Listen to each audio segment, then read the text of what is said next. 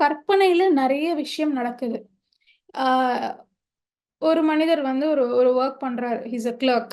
So என்னன்னா, அவரு வந்து நின்னுட்டே தான் வொர்க் பண்ணணும். அதுதான் அந்த வொர்க். அவர் வந்து புக் கீப்பிங் பண்றாரு. அக்கவுண்ட்ஸ் எழுதுறாரு. நின்னுட்டு தான் வொர்க் பண்ணணும். இதுதான் விதி.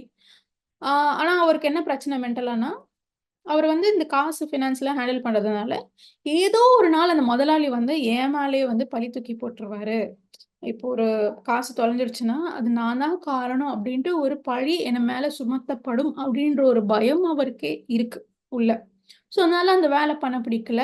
வீட்ல வந்து டிஸ்கஸ் பண்றாங்க. எனக்கு இந்த மாரி ஒரு பயம் இருக்கு. நான் இந்த ஜாப் வந்து குவிட் பண்ண போறேன் அப்டின்ற மாரி சொல்லும்போது, இந்த வீட்ல இருக்கிறவங்க கண்டுக்க மாட்டேங்கிறாங்க.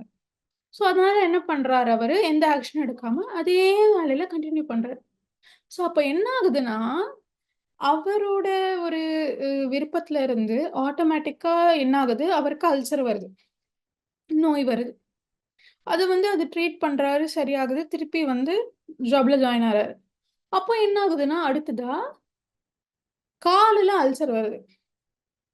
ஸோ அவர் வந்து ஒவ்வொரு படிக்குமே யோசிக்கிறாரு. "எப்படி நான் நிண்டு இவ்ளோ நேரம் நின்னு நான் எப்படி பண்றது?" அப்படின்ட்டு அவர் யோசிக்கிறாரு. ஸோ அப்படி யோசிக்கும்போது இது இவ்வளோ நேரம் நிண்டு பண்ண வேண்டிய விஷயம். அதில இப்ப இது பண்ணணுமா? அப்படின்னு கொஞ்சம் கொஞ்சமா அந்த மன ஈடுபாடு அப்படின்றது குறையுது. உங்களுக்கு எப்போ மன ஈடுபாடு குறையுதோ, ஆட்டோமேட்டிக்கா உங்க சப்கான்ஷியஸ் அதுக்கேத்த சிச்சுவேஷன்ஸ கிரியேட் பண்ணி குடுக்குது. ஸோ அவர் எப்போ இந்த மாரி யோசிக்கிறாரோ, கால்ல அல்சர் வருது. அதுவும் ட்ரீட் பண்ணி திருப்பி ஜாப் ஜாயின் ஆறாரு. ஆனா அந்த ஜாப் இன்ட்ரெஸ்ட் இல்ல அவருக்கு. மென்டலா வந்து அவருக்கு பிடிக்கல அந்த ஜாப் பண்ண. பட் திருப்பி ஜாயின் ஆறாரு. அப்ப என்ன ஆகுது? ஆங்கிள்ல அவருக்கு பெயின் வருது.